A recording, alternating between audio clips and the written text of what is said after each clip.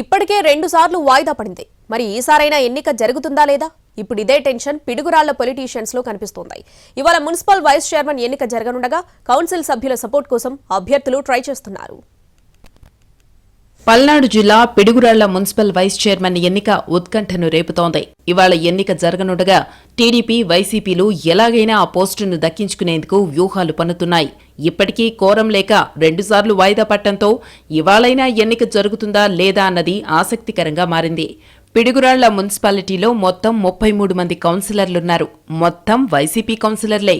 గత ఎన్నికల్లో టీడీపీ అసలు పోటీనే చేయలేదు.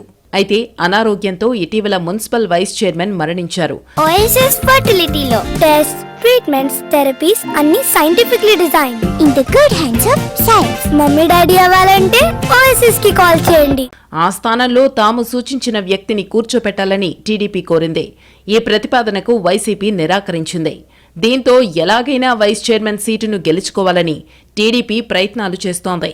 33 మందిలో 17 మంది కౌన్సిలర్లు టీడీపీలో చేరినట్టు చెబుతున్నారు. ఇవాళ ఉదయం వీరిని నేరుగా మున్సిపల్ ఆఫీస్కు తీసుకురానున్నారు. 17 మంది వస్తే కోరం సరిపోతుంది కాబట్టి వైస్ చైర్మన్ పోస్టును దక్కించుకోవచ్చని టీడీపీ భావిస్తోంది. కోరంకు సరిపడా కౌన్సిలర్లు రాకపోతే మాత్రం సమావేశం మరోసారి వాయిదా పడుతుంది. తమ కౌన్సిలర్లను టీడీపీ కిడ్నాప్ చేసిందని వైసీపీ ఆరోపిస్తోంది. అయితే వారు తమ పార్టీలో చేరారని టీడీపీ అంటోంది. ఇలాంటి పరిస్థితుల్లో ఇవాల్టి వైస్ చైర్మన్ ఎన్నిక ప్రక్రియ ఎలా సాగుతుందా అనే టెన్షన్ పార్టీ నేతల్లో కనిపిస్తోంది.